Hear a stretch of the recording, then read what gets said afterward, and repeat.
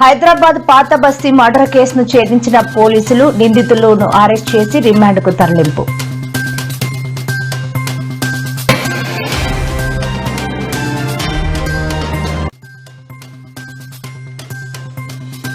ప్రభుత్వాలు మారుతున్నా ఉప్పల్ పరిస్థితి మారట్లేదు అంటూ కీలక వ్యాఖ్యలు చేసిన కవిత.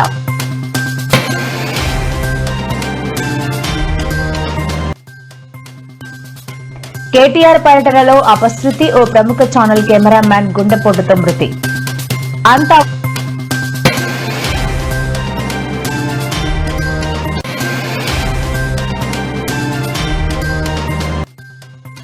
వాళ్లే చేశారు. తిరుమల లడ్డు కల్తీ లిక్కర్ కేసుపై ఏపీ మాజీ సీఎం జగన్ సంచలన వ్యాఖ్యలు.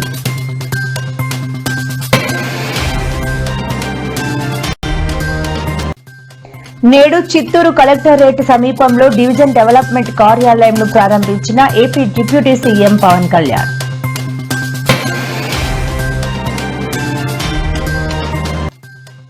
ఐఎండీ హెచ్చరిక, రాష్ట్రానికి వాతావరణ శాఖ అలర్ట్. పలు జిల్లాల్లో భారీ నుంచి అతి భారీ వర్షాలు పడే అవకాశం.